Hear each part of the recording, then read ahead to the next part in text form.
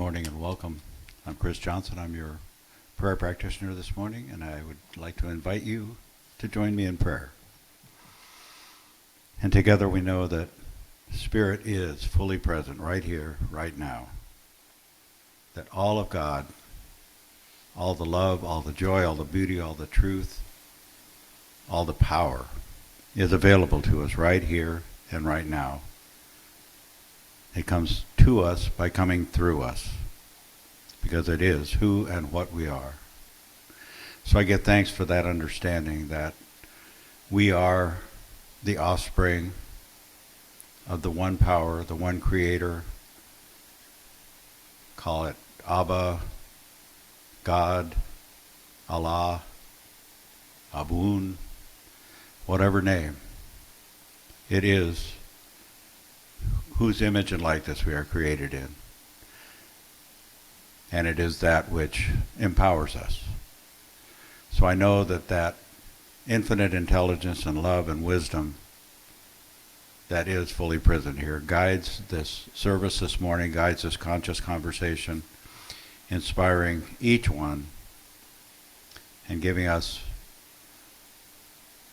all the inspiration that we came here to receive. And so with gratitude in my heart, I release my word knowing it is already established in the heart and mind of Spirit. I accept it in my heart and mind. And together we say, and so it is. Amen. Amen. Oh my goodness, it's so good to be back. And I'm getting going a little slowly this morning. So I invite you to join us in our Mystic Heart celebration song.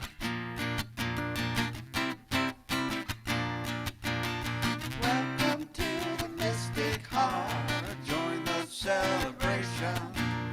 Lift your voice and sing your part. Make this affirmation.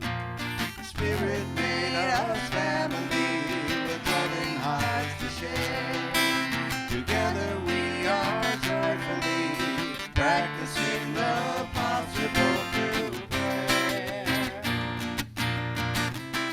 Everything's possible through prayer. Welcome to the Mystic Heart. Okay, it's feeling familiar. Here we go. You want to stand up and shake it out a little bit? Everybody, get up on your feet. See the light in everybody you meet. Everybody, get up on your feet. See the light in everybody you meet. Let us be reminded of who we've come to be. We are love, we are one big family. Hey, hey, yeah, yeah, hey, hey, hey, yeah, yeah. Let us make a joyful sound. Here we stand on holy ground. Let us make a joyful sound. Here we stand on holy ground. Let us make a joyful sound. Yeah, hey, hey, hey. Everybody, get up on your feet. See the light. Everybody you meet. Hey, hey, yeah, yeah. Hey, hey, hey. Yeah, yeah. All right. I'm feeling better all the time. Good morning. So glad to have our small and mighty group here this morning. My name is Reverend Diana Johnson, and I am the pastor and spiritual director of Mystic Heart Spiritual Center. And so I'd like to welcome you home to our community. And even more than that, I want to welcome you home to your own Mystic Heart, because that's where all of your answers lie for you. This morning, I want to say quickly, Happy Father's Day. If there are any fathers in the house, anyone who has a father that you want to celebrate, sometimes we have neither of those in our lives, and that's okay too. Some might choose to celebrate the masculine energy and the qualities of God that are present in all of us, whatever our presenting gender. So qualities like volition and structure and action and a sense of standing in power. So however you're celebrating today, I invite you to just consider this day and hold it in some sort of an honor. It's also Juneteenth today, so happy Juneteenth to y'all. Juneteenth, I don't know if everybody knows actually where that comes from.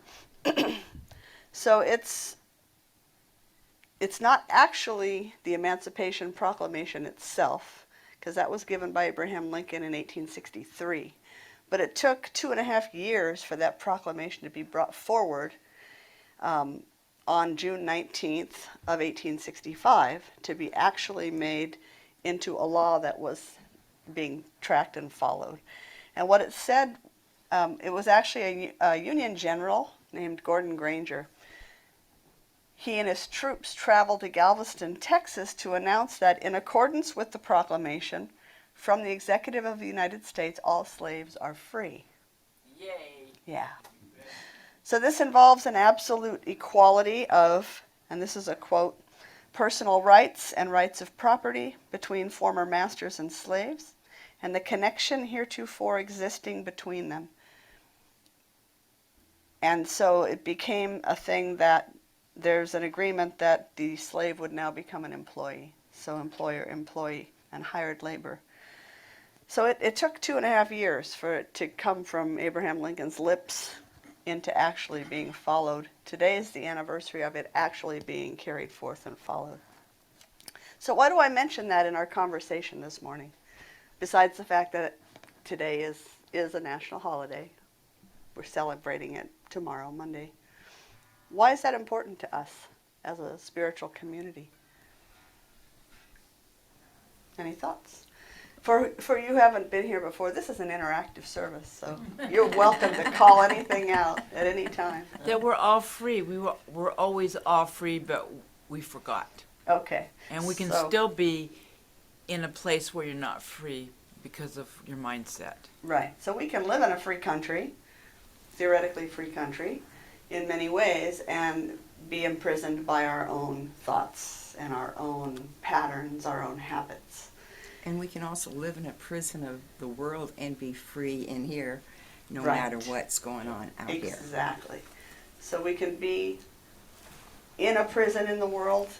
Others, many have lived through concentration camps, but those like Viktor Frankl pulled out through the power of the mind and came out a better person for it. So I bring it up because freedom is inherently ours. We are inherently free as beings, but it's up to us to remember that and to live as though we are. So I just wanted to address those two holidays today as we got going. So we're going to do a little bit of meditative music and move into our global connections this morning, and then from there into our conversation.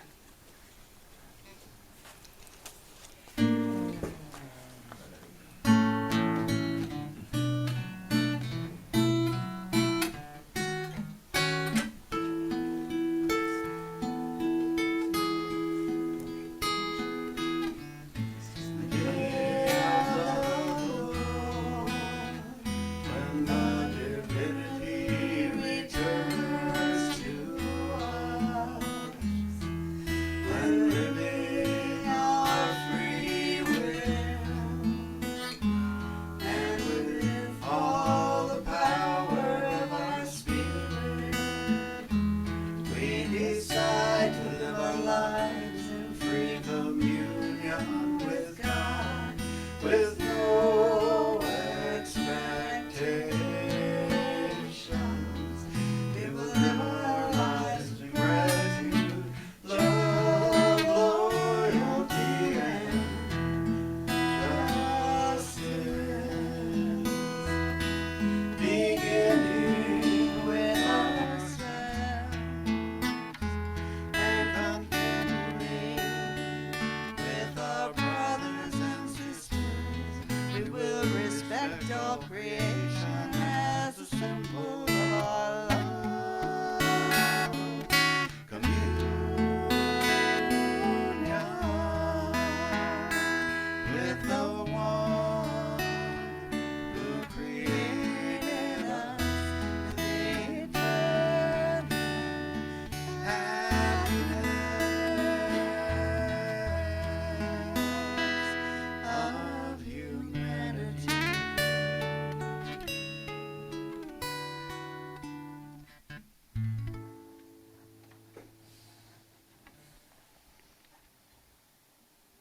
So taking a moment now to connect with our global community in a prayerful, meditative way. We gently allow the eyes to close if you're comfortable doing so, taking a couple of nice deep breaths.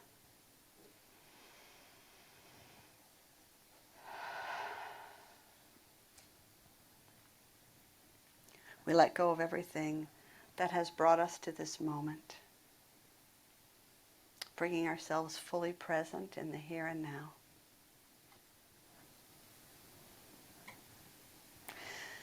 And sensing with me a great web of consciousness that covers the earth, encompasses the entire planet.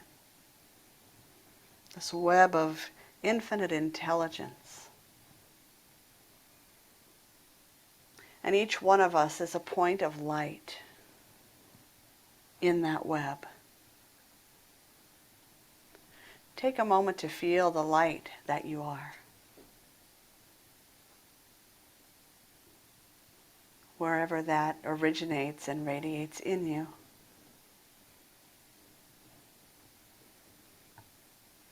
And know that it is the same light that is radiating from every being. Every human being, without exception. Every other than human being. Every plant. Every grain of sand. The same radiant light is present and shining brightly in the soil that supports life on this planet. And it is radiating in and through the water, every drop of water.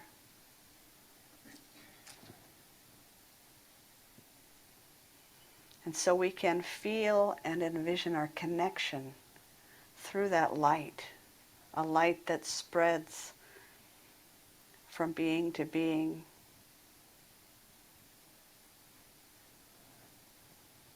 And now we can extend that light in our vision up into the sky, knowing that the clouds are radiating as well.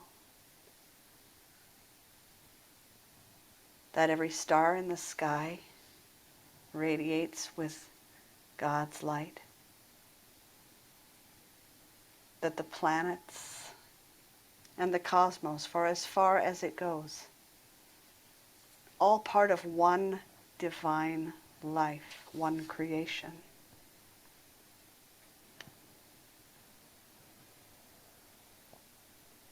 As we experience our oneness with all that is, grounded in the truth of who and whose we are, we build our connection stronger, stronger still, as we join our voices.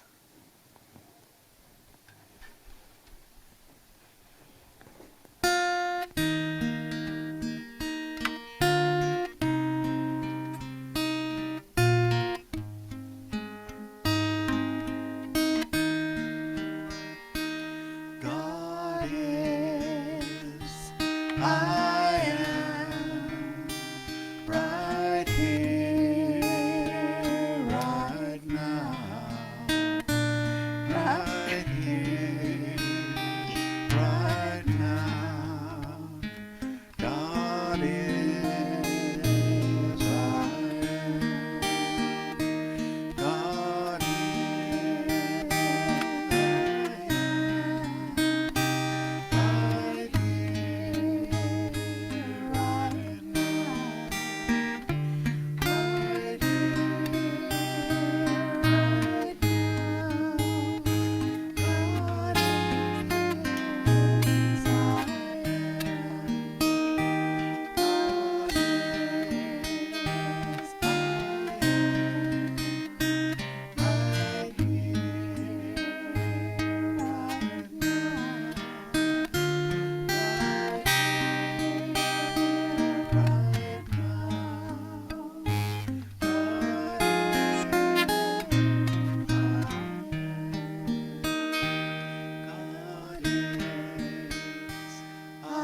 am right here, right now. Right here, right now. God is all I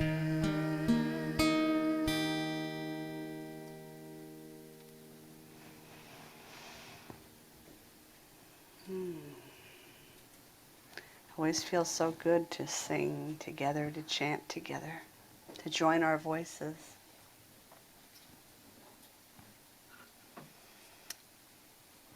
So as we feel the shift in the vibration, as we prepare for our conscious conversation,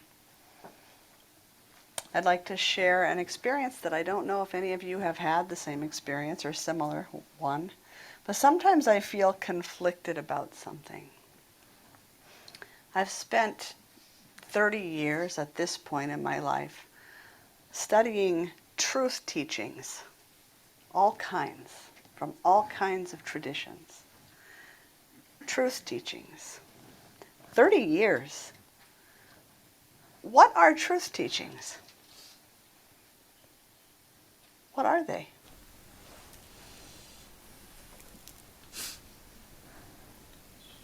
Spiritual understanding.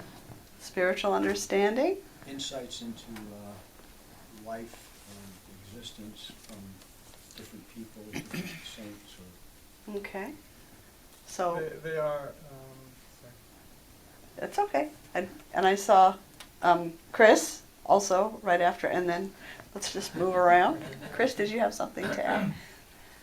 Truth teachings, and to me, mean ways in which we navigate through the world, creating more life for ourselves and for others. Okay, so the way we navigate through the world to create more life for ourselves and others.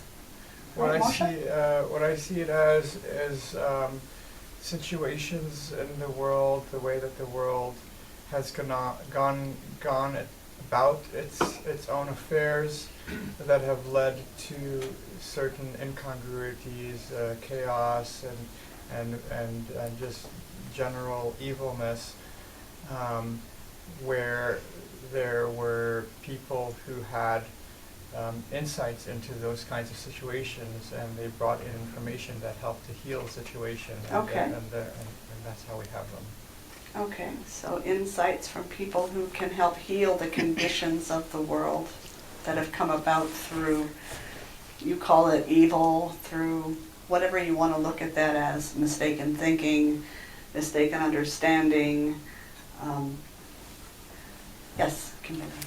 When I started searching for what I was looking for, and I thought it was the truth, I didn't even have a clue what that meant. Mm-hmm. And what I found was that I was the God being myself, and that everybody else was. So Okay. that's what I feel. Looking for the spiritual truth or whatever is remembering who we truly are. Okay, so remembering who we truly are Right. is remembering spiritual truth, studying spiritual truth. Yes. Well, I've been looking for truth, and to me, truth is love. Okay. If it's not love, I mean, love is truth, the rest is an illusion. Okay. So if Love we is just, truth. yeah, so it's a good discernment Mm-hmm. rather than judgment. You just discern, is it love, is it not love? So you just Right. go towards the love, the light, and that's what you spread. So that's an interesting distinction, discernment versus judgment. Right. Yeah. Okay. What do you think? So for you, it's love. What do I think? 30 years. Yeah. So I'll tell you what I think. I always start by, first of all, looking upwards, not because that's going to match what I think, but because it reflects to me what our culture thinks and how our culture defines these words that we throw around. And so when I looked it up in the dictionary, the first thing I saw was the quality or state of being true. That was not helpful. Like, no. Okay. So next, that which is true, there we are again, or in accordance with fact or reality. Again, it wasn't really helpful, and to me the second half of that's even questionable. because I have to ask, are facts and truth the same thing? So, discernment, there you go. Another definition, a fact or belief that is accepted as true. So just because I accept something as true, that makes it truth? Maybe true to me. Yeah, doubtful. I don't know. I had a problem with that one too. So my tried and true approach was to go back to the etymology of the roots of the words. Where does that word come from? It comes from the Old English, and it actually comes from a word that means constancy. Constancy, which has nothing to do with changeable opinions or what we believe is true. So facts are changeable, right? Facts are not constant. They change all the time. But the thing is, in our culture, I don't know if you hear people, but I hear people all the time saying, you know, my truth is, I'm going to speak my truth. Do you ever speak about your truth? Do you ever state it that way? This is my truth. Do we each have our own individual truths? Okay. And nodding yes. We're the template of it. Okay. The template of it. Any thoughts over here? Whisper, whisper. Not yet. Not yet. Okay. Truth comes for us from the experiences we had and the judgment we made about them. That doesn't make them true for everybody. Okay. But that truth of what you've experienced and the judgment you've made about it is your truth. Okay. So what is something that might be your truth but not my truth? Unconditional love. Unconditional love. Okay, that might be the truth for some of us, Yep. that we've experienced that we know that, but not for all of us. Some of us might have experienced rejection. Okay, so but that's not true. every- We but might have not experienced everyone rejection. has different degrees. Mm-hmm. When I'm talking about my truth, that which is different than your truth, what am I really talking about? Experience. Experiences, Opinions. opinions, Beliefs. beliefs, Perspective. perspectives, Values. values, Perception. perceptions, Projections. projections, facts, changeable facts. So, why don't we just say what we mean? Why do we say my truth is different than your truth instead of my experience is different than your experience, or my opinion is different than your opinion? Why do we do that? Because our egos want us to be right. Okay, Good so one, Michael. when we call it truth, that just anchors it in. I'm right. This is my truth. It's not just my opinion. It's not just my experience. And it's mine. And it's mine. Go. I think too that's developed out of a lot of us in our experience have been told that we are wrong Mm-hmm. or that we need to conform to some other standard of behavior or thinking in order to fit into what is right, depending on what it is we were raised around or where those influences came from. Right. And it may have developed from a place of needing to defend who you are Yes. and what is true for me is this, pushing against that thing that's been trying to penetrate and tell you you're wrong for most Right. of your life. Yeah. So that could be another place where that comes from. Right. I can totally see that is true. That people sometimes do have to defend in their lives. And that word truth, it really just does give you a lot more power than to say, you know, my experience has been. People don't give that the same kind of credibility to say my opinion is. But it is really important to remember for ourselves that that is what it is. It is an experience, an opinion, a projection, a perception, a fact, a belief, a something else. Something that changes. Something changeable. Why is it important to own it in that way? Love 'Cause you- doesn't change, though. Yeah, you Love get doesn't change. get Okay. rigid when you think that you're right and everybody Right. else is wrong. You Okay, get real rigid, like, you're wrong, I'm right, you know? all right, so Who you cares can if it's become rigid, It allows for flexibility. allows for And flexibility, it also encourages separation, encourages separation. which is the only problem in the world, really. Yeah. And some people will say, you know, they're just words. Why does it really matter that much? So I ask you that question. Why be so careful about the words that we choose? Words matter. Words matter. We're, What do words, how do they matter? they have power. They have Words power. have power. They have power. They do. They're creative forces that we're given. Whether they're words in our minds that are running through our minds as thoughts, or whether they're spoken words, they have the power to construct or destroy, or anything in between.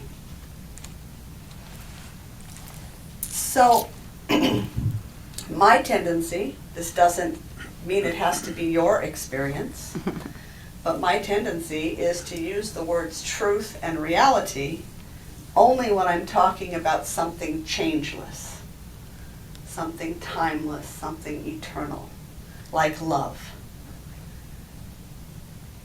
Truth in the absolute sense.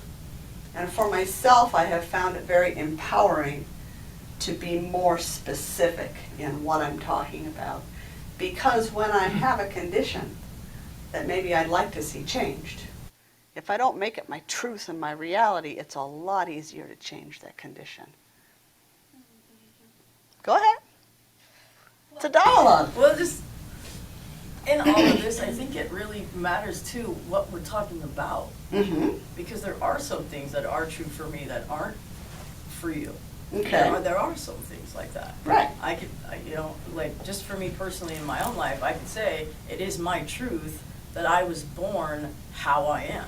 Mm-hmm. And then someone else can argue that, well, it's not my truth. I Mhm. was born the way I am, so maybe you weren't born that. Right. And it can turn into like that whole thing just for me. But there are some things that are going to be true for some people that aren't going to be for somebody else.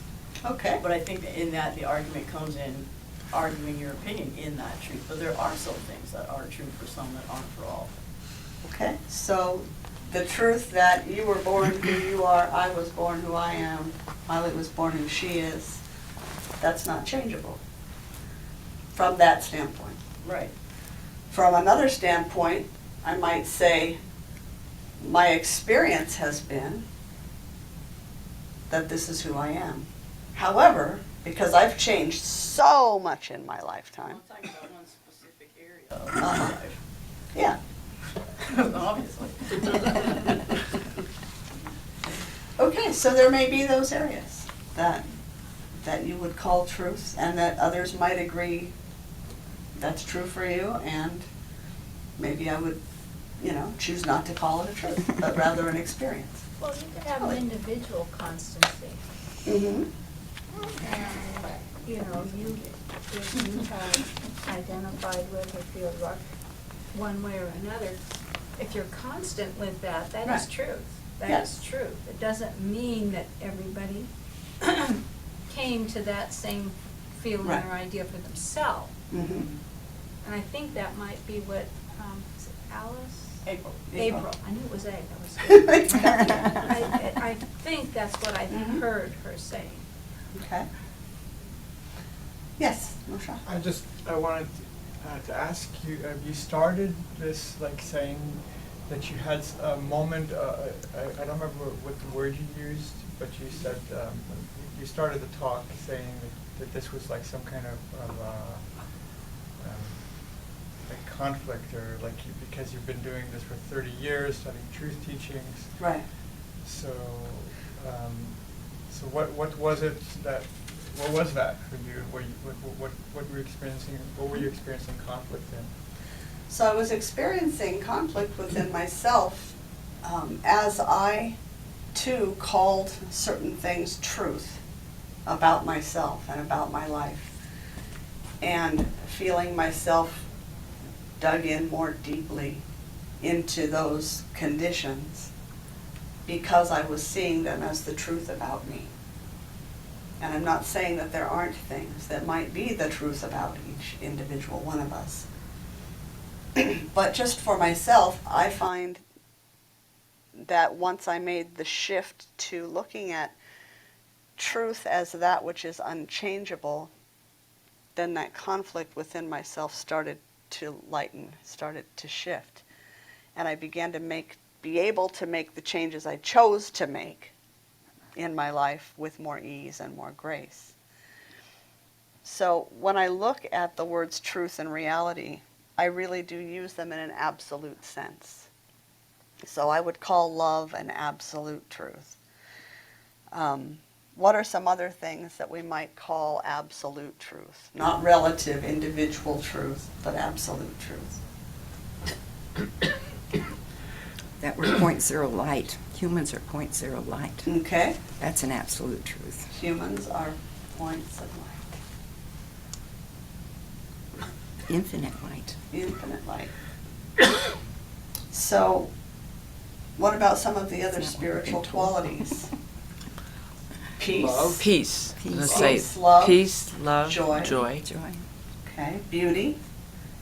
Beauty is beauty. Now it might be in the eyes of the beholder as to what I call beautiful, what I experience as beauty might be different than your experience of beauty, but beauty itself as a quality, in my opinion, and it's just my opinion, and that of many mystics, because I tend to study mystics, that these, and freedom, we talked about freedom. Freedom is one of those things I would call a truth. We are inherently free even if we don't experience freedom in our daily lives. Right. So Diana, are you saying the spiritual laws are considered absolute truth? From my perspective and from my study, that's what I would call spiritual truth or absolute truth. And there's physical truths, physical laws that Right. don't change regardless if you don't like it or not. Right, like gravity. Gravity is going to gravitate. I could, walk off the roof and so could you, and chances are we are both going to hit the ground.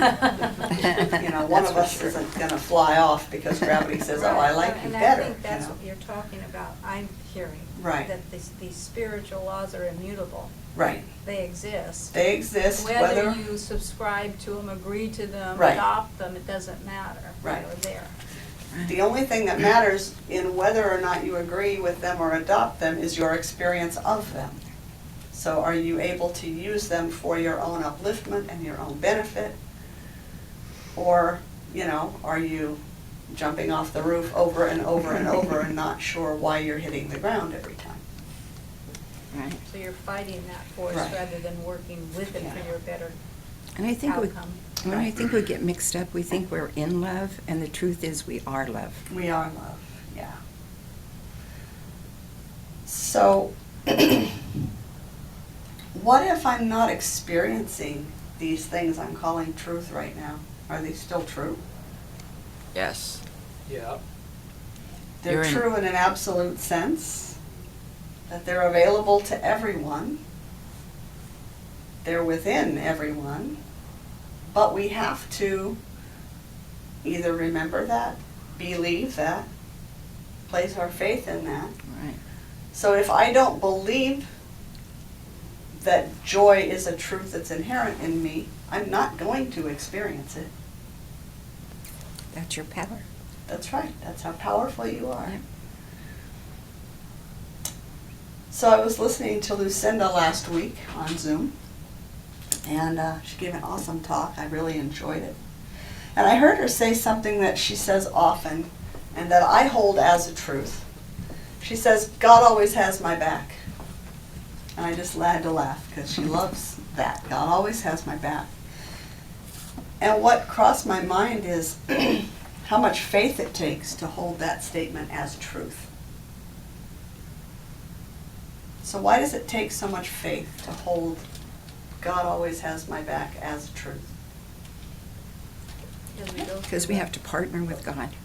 We have to partner with Yeah. God? If we partner, then we know, Okay. right? Because we experience it. Right. But if you just expect God to do something for you, you're not experiencing anything. You're waiting for the experience.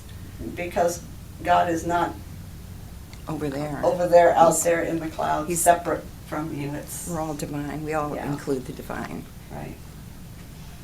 Chris? I think I lost my train. I'm It's sorry. the station. Okay. The train left without me. Yeah.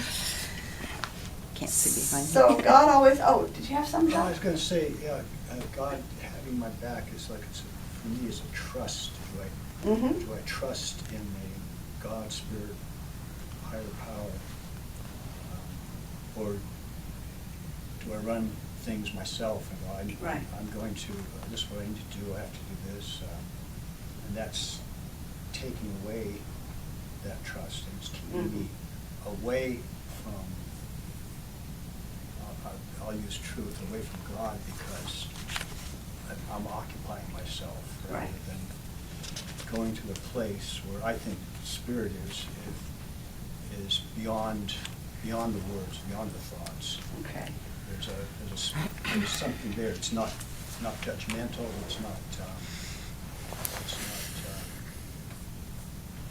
self-seeking. Okay. That's the place where I want to get to. So, and that's why I look at it as God has my back.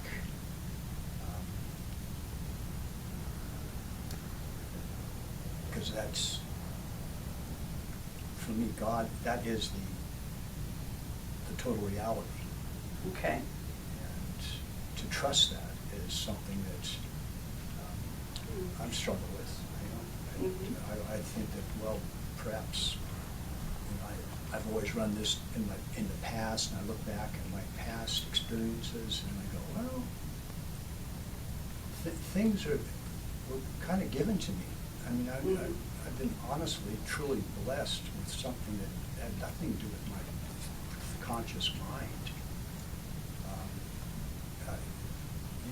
It's beyond that thought and beyond that rational thinking for me. Okay. So God always has my back is beyond rational thinking, beyond anything we have control over.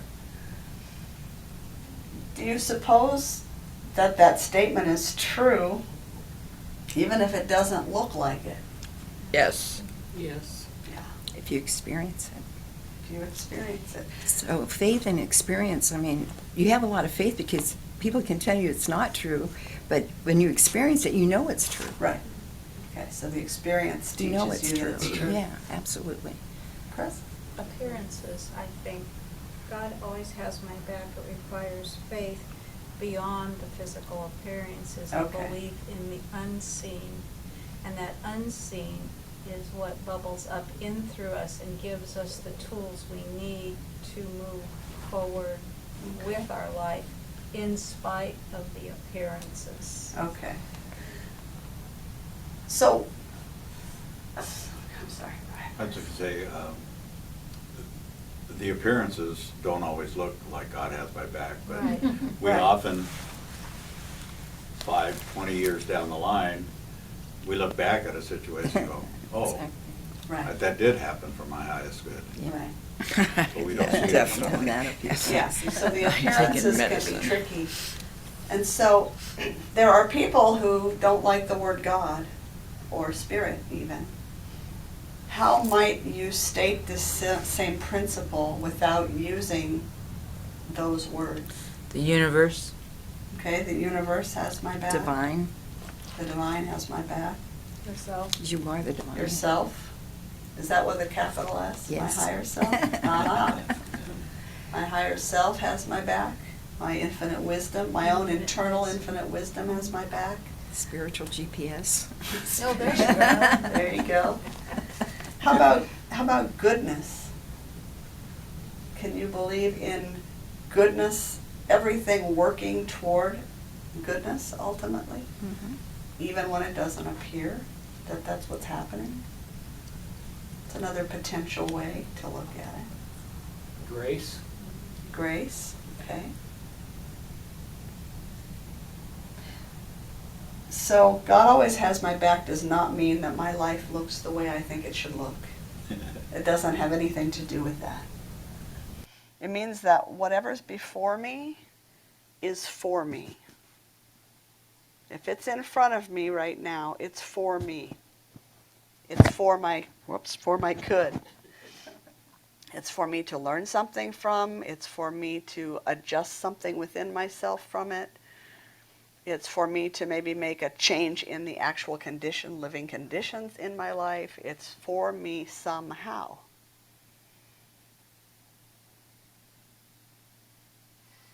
So my relative experience is that I still have work to do with this, because things are not always as they seem. We're told, we read, some of us often, that, I'm perfect, whole, and complete.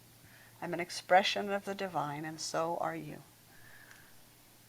I have work to do. I don't always experience myself or my life that way. Anybody else? Or just me? It's probably just me.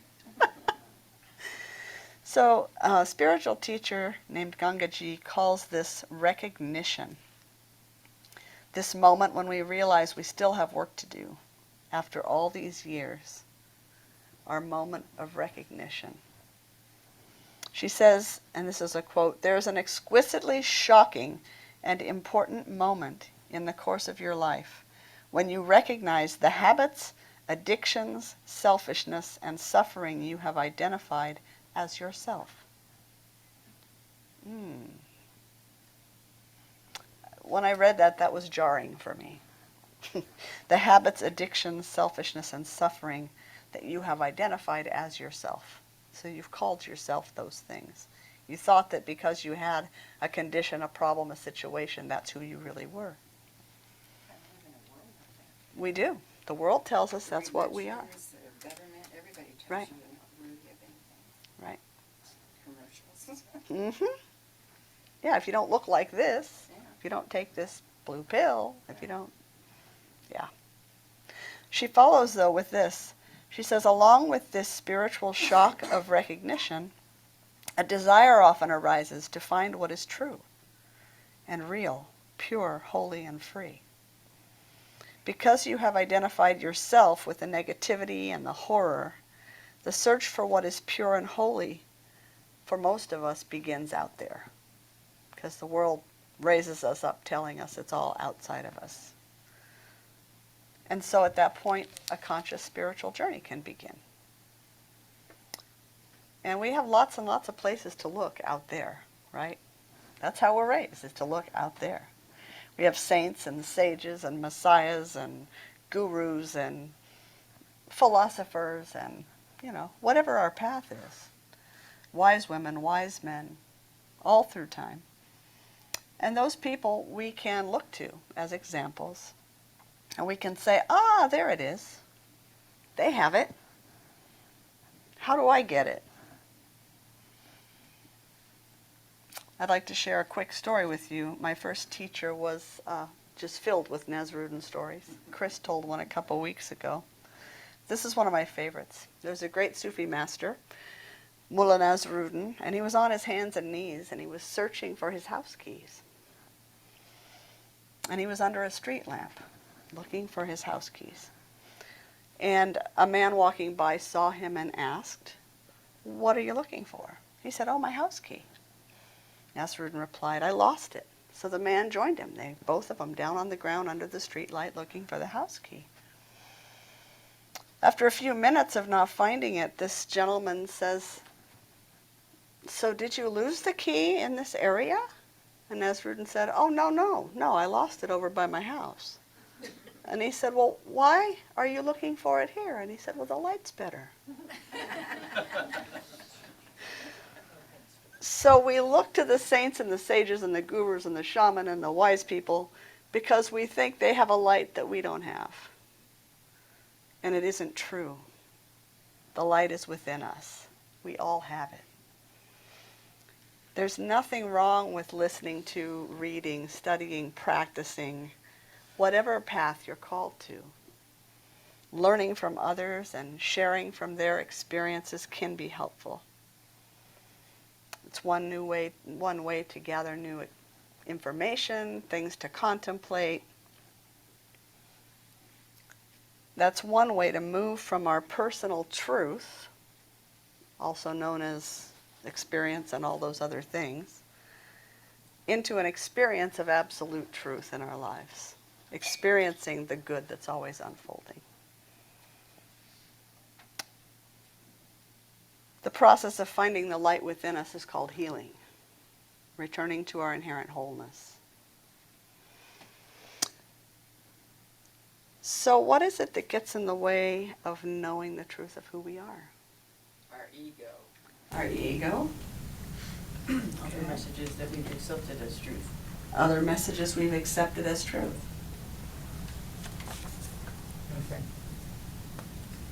Nothing. Nothing. You are blessed if that is true for you, certainly. So, how do we get across the bridge from personal truth to absolute truth? Or spiritual truth? Self-inquiry. Self-inquiry. Yeah. How much time do we spend just quiet and apart from all of the things of the world and the people of the world, inquiring into ourselves, about ourselves? Pangaji goes on to say that first and foremost we have to tell the truth to ourselves. In that self-inquiry, we can ask ourselves questions, but if we're not honest with ourselves, we're not going to get anywhere. We have to be honest with others, honest with that spiritual intelligence, whatever we call it, that higher power. Telling the truth about any feeling or any thought or any circumstance paves the way for that self-inquiry to begin. So there's really not anything to inquire about until we're honest. Who am I really? What am I feeling? Feelings are pointers. They're not things to get, wrapped up in, but they are pointing us in a direction. So whatever we're feeling in any given moment, what are these feelings pointing to? When we begin the process of self-inquiry, we begin to know who we are. We begin to learn more about who we are. And when we know who we are, we know what we need. And we can begin to be open to guidance about how to get there. And guidance can come from anywhere. It can come from a song on the radio. It can come from a book that you spot at the library or on your own shelf. It can come from a friend saying something out of nowhere that really strikes you. It can come internally as a felt sense of a direction that you need to move. What would make you happy? Eventually, after wading through the muck, you make a great discovery. There is a purity of being within you. It's there, it always has been. It's buried beneath all the many layers. As you dig through there, I called it a few weeks ago a diamond in the rough. The core of who you are is still pure and whole and unbroken. It always has been. To me, this is truth with a capital T. This is absolute truth. We hear so often this perfect, whole, and complete. Perfect, whole, at least in New Thought teaching. It's easy to feel like it's cliche and like everybody else has it together and it's just us that has work to do. Sometimes I can feel like I'm going backward. And I know that that's not true. I know it's not possible in an evolutionary sense. And I'm not talking Darwin here. I'm talking about everything growing, moving forward to more unity, to more complexity, that form of evolution. I don't think evolution is a straight line. No. Evolution is a spiral, so that means we might go back around and revisit something. Right. But from a higher level. Right. Yeah. So that spiral of evolution, we might come back around to a similar situation that we've experienced before, but we're now in a higher perspective. We have a higher perspective on it. So we see things differently.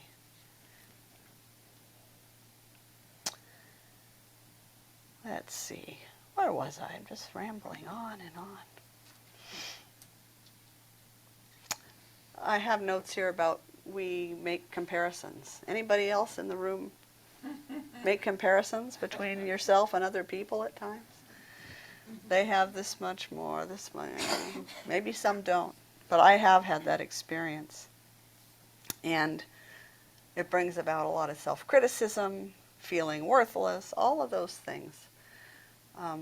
I could stand here and tell you I never experienced those things, but then that wouldn't be being truthful within myself. When I get into those places, that's when I can start to rationalize. Well, here's all the reasons why. So, maybe it's just me talking about myself again. Sometimes comparison can be good, though. Yeah, yeah. As long as we don't use it to either put ourselves down or put another down. When two people are like arguing, or somebody's arguing with you, and you're not arguing with them, and you stay in your light. Right. That's a beautiful comparison. Yeah. Without any words. Because argument takes two, right? That's right. Yeah. All right. So I'm going to invite us now. I've skipped a whole lot of reading today, I was going to do, because I love the conversation so much more. So I'm going to invite us now. We're going to shift to a meditative state, and Chris is going to begin our sort of our meditative part of the service. Okay. And then I'll pick it up again.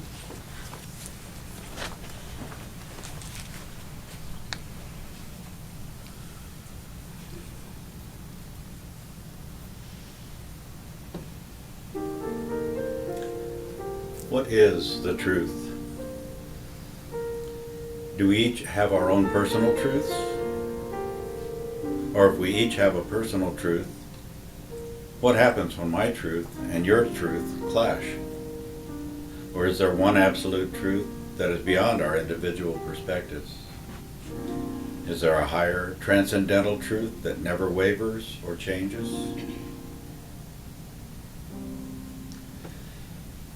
An absolute truth would have to include all that is in both the material and spiritual realms.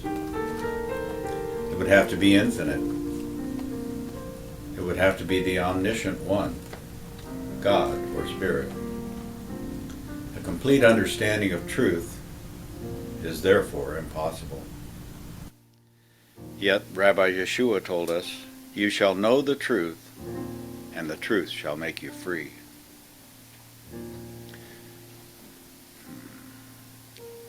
How can we know something that's infinite? We can never know absolute truth intellectually, but we have been endowed with divine intuition, an inner guidance system, and it's our own mystic heart. We hear a new idea and it rings true. We feel it is true within our heart. Some part of us resonates with it. Somehow, we simply know.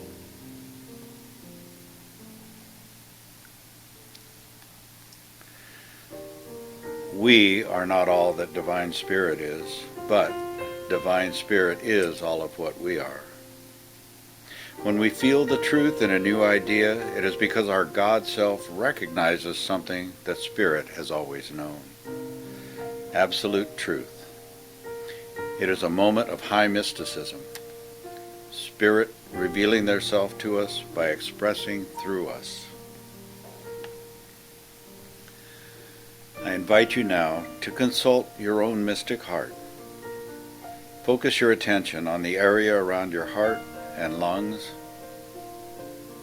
Let your breath be relaxed and slow. As you contemplate questions about the truth of something in your life, expect the answers to come. Believe that Spirit within you desires to reveal the truth to you and make you free. Scan your body for its reactions to your thoughts. These sensations are guiding you deeper into the absolute truth of your being.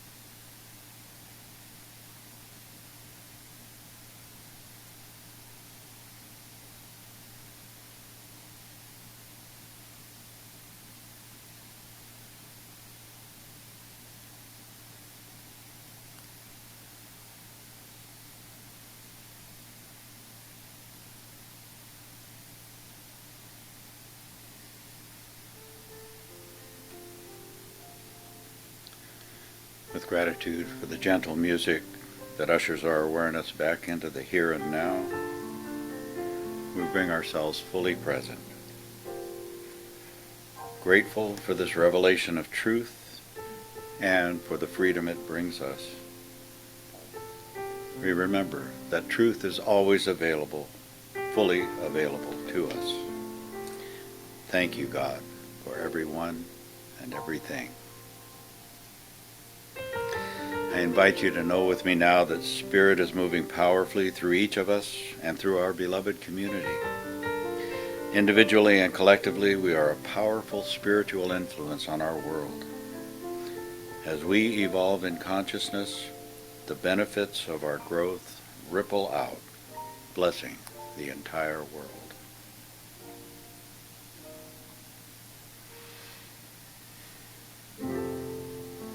As Reverend Diana continues her message this morning, we give heartfelt thanks for our mystical oneness with Spirit that allows us to recognize the truth about truth.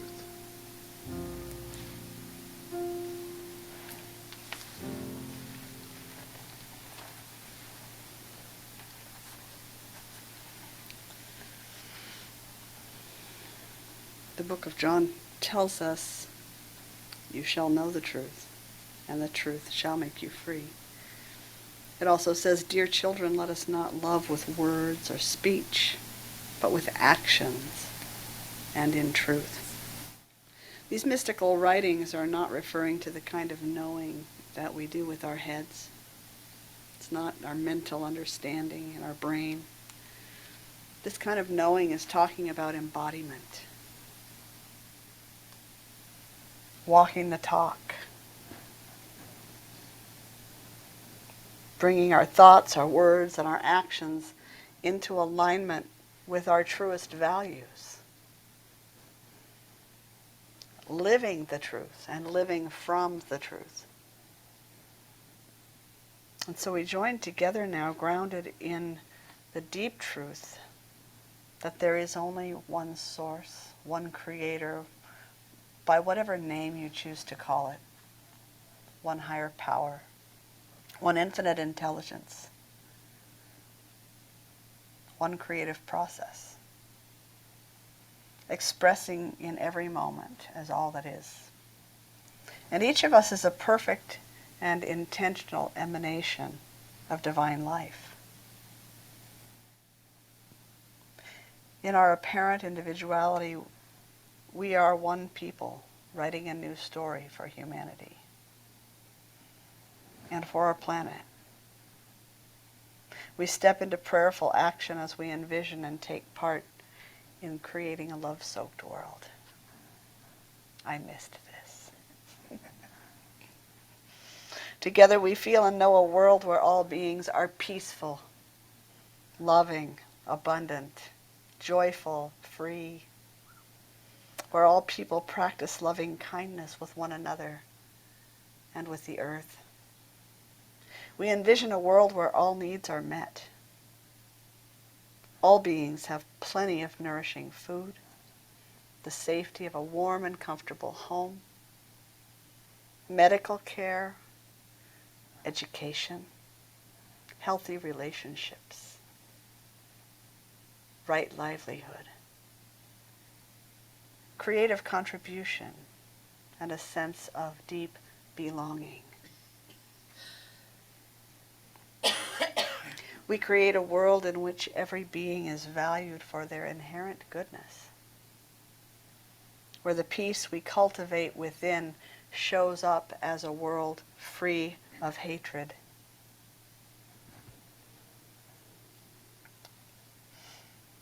And free of violence.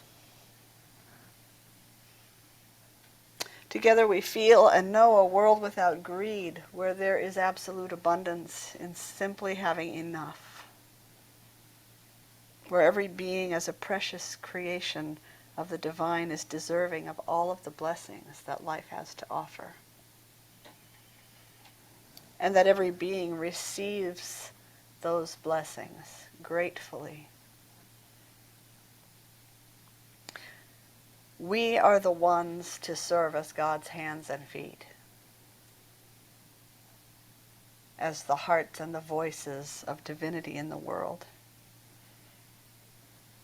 And there is no reason that we cannot create this world that we envision. There is no reason. It is our vision followed by our action that makes it so.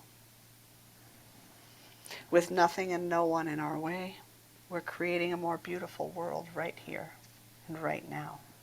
As we speak our powerful word and we hold a powerful vision together. And so it is. Amen.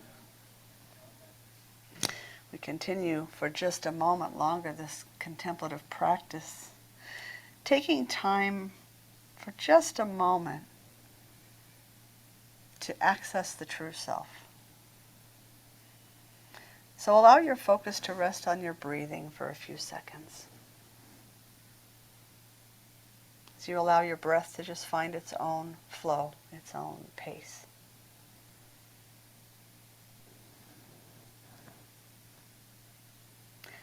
At the center of our own heart lies our true self. We don't have to create our true self, or earn it, or work up to it by our actions in the world. We do not climb up to our true self. We fall into it. We surrender to who we know we have always been.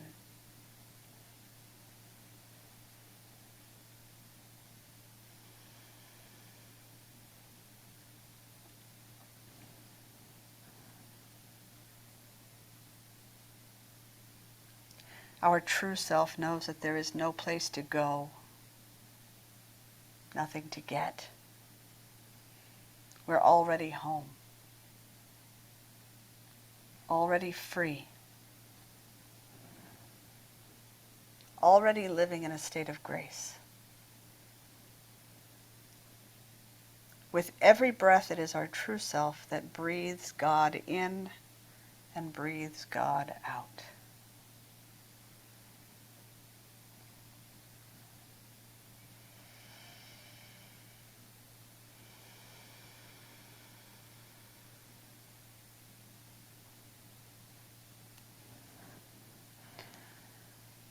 Telling the truth is your road to freedom.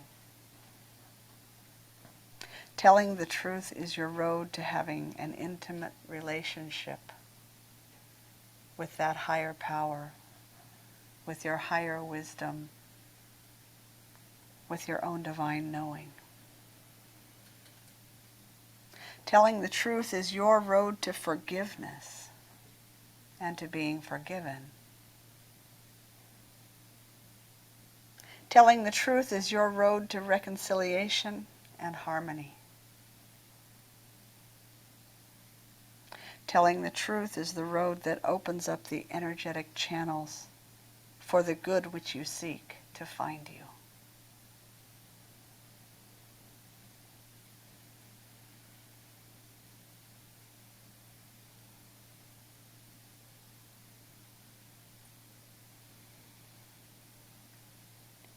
In this sacred moment, Spirit speaks. Let yourself tell the truth. Let yourself win. Let yourself heal. Let yourself have an intimate relationship with the Creator, by whatever name.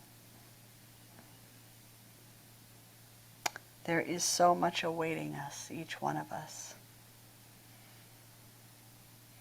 Spirit says, dance with me.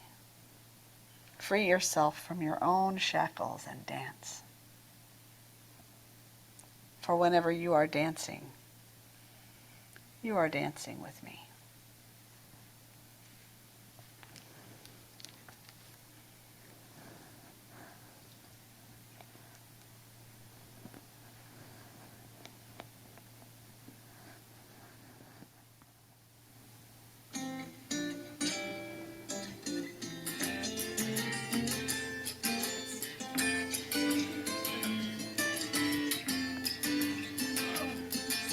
Now I've been happy lately, thinking about the good things to come. And I believe it could be something good has begun. Oh, I've been smiling lately, dreaming about the world as one. And I believe it could be someday it's going to come. 'Cause out on the edge of darkness, there rides a peace train. Oh, peace train, take this country, come take me home again. Now I've been smiling lately, thinking about the good things to come. And I believe it could be something good has begun. Peace train sounding louder, ride on the peace train. Come on, the peace train. It's peace train, holy roller. Everyone jump on the peace train. Come on, the peace train. Get your bags together. Come, bring your good friends too. Because it's getting nearer. It soon will be with you. Come and join the living. Exiles are far from you. And it's getting nearer. Soon it will all be true. Oh, peace train sounding louder. Ride on the peace train. Come on, the peace train.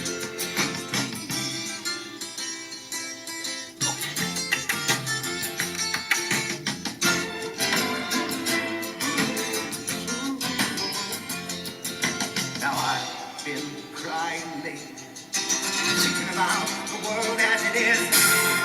Why must we go on here? Why can't we live in grace? 'Cause out on the edge of darkness, there rides a peace train. A peace train, take this country, come take me home again. A peace train sounding louder, ride on the peace train. Come on, the peace train. It's peace train, holy roller. Everyone jump on the peace train. Come on. Yes, come on, the peace train. Hey, yes, it's the peace train.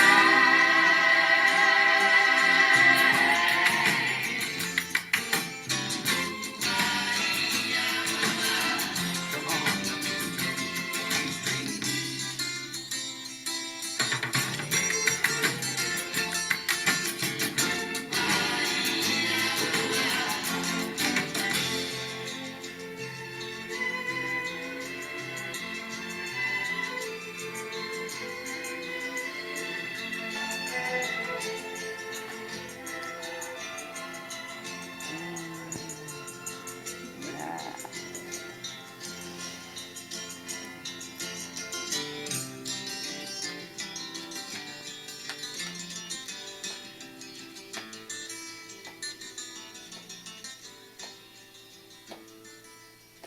So this vision of a love-soaked world, it has been, no, it's not. Oh, it is? Okay. This vision of a love-soaked world has been around for a while, right? It's been a dream, and so now I believe that it's time for us to actually do something about it. Amen. Yeah. So, at this time in our service, we take a moment to allow you, should you choose to, share of your financial good in support of the work that we're doing in the world. We have been branching out into some food ministries through the farmers market, the mission. We're about to start picking up bread from the hearth and getting that to the mission as well. We're doing a lot of good work, and so we just appreciate all that you offer to assist us in that work. So we have an affirmation that we take to heart and that we speak every week. So if you'd like to join me, it should appear on the screen. As I awaken to God within me and all around me, I see abundance everywhere I look.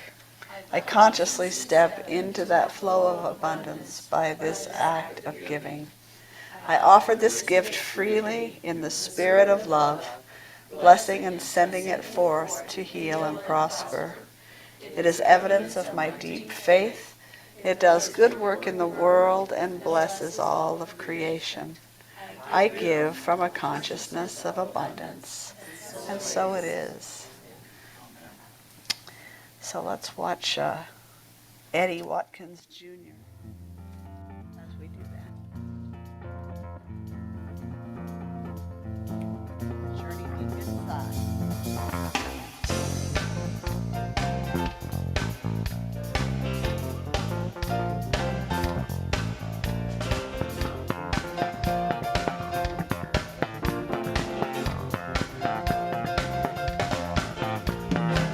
We're going to the land of milk and honey, where you don't need no money. Talking about the journey deep inside, with infinite spirit as a guide, where your imagination can run free, and you can realize all your dreams. We're talking about the journey deep inside, with infinite spirit as a guide. Everything you want is already there. Whatever you desire, it will appear. Oh yeah, yeah. We'll be living in heaven here on earth, experience life for all it's worth.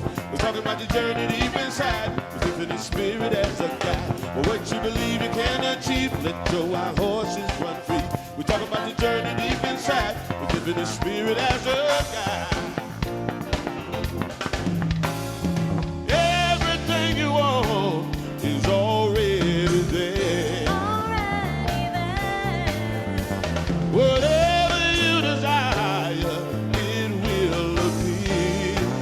Oh yeah, yeah. We're going to the land of you don't need no money. Infinite spirit. Your imagination can run free, and you can realize all your dreams. Talking about the journey. Let the spirit be your guide. Let the spirit be your guide. Let the spirit be your guide. Let the spirit be your guide. Let the spirit be your guide. Let the spirit be your guide.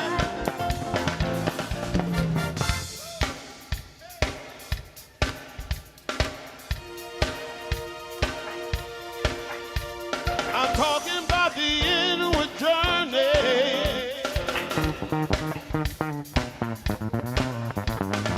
Talking about the inward journey.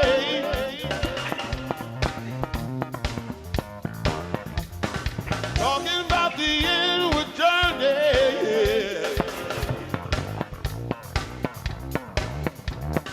Talking about the inward journey.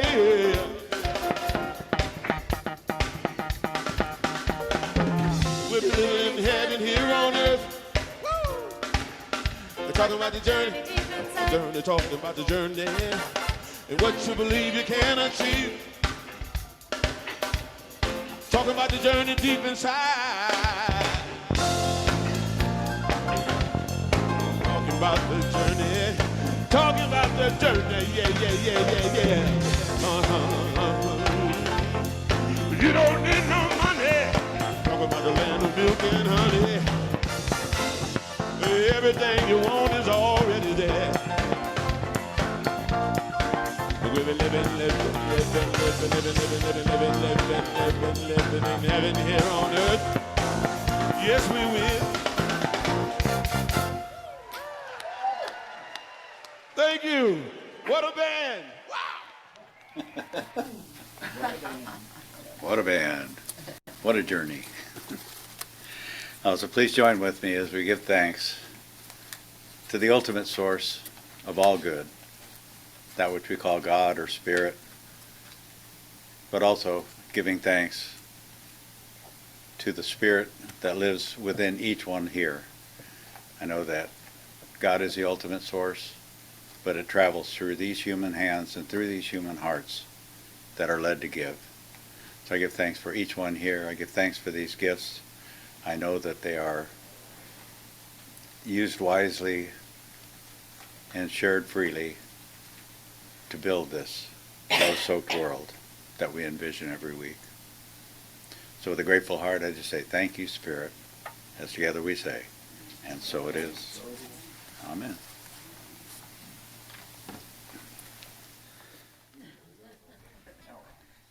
Okay. Soul's blessing.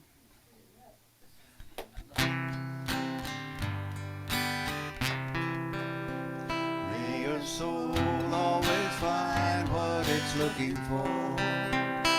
May your heart always lead the way. May you live in peace and harmony.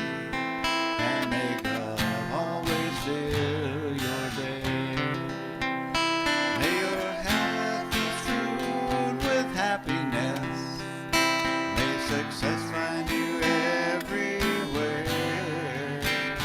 May you always embrace compassion and grace, and may God always answer your prayer. May you always embrace compassion and grace, and may God always answer your prayer.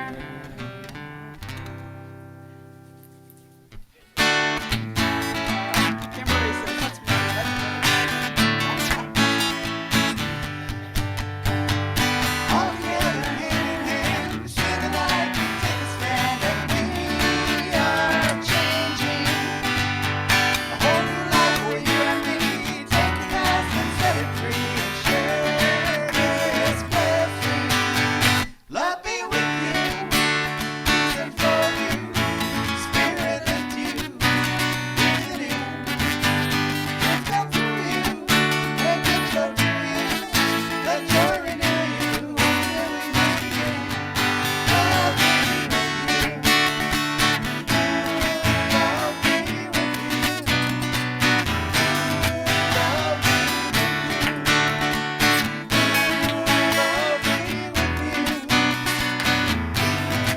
Love be with you.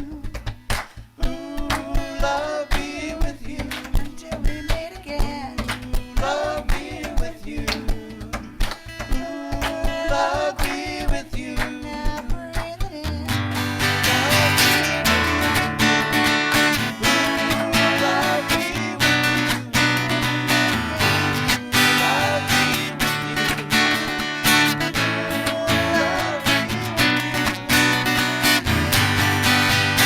be with We love you. Have a beautiful day. Join us for lunch next door if you'd like.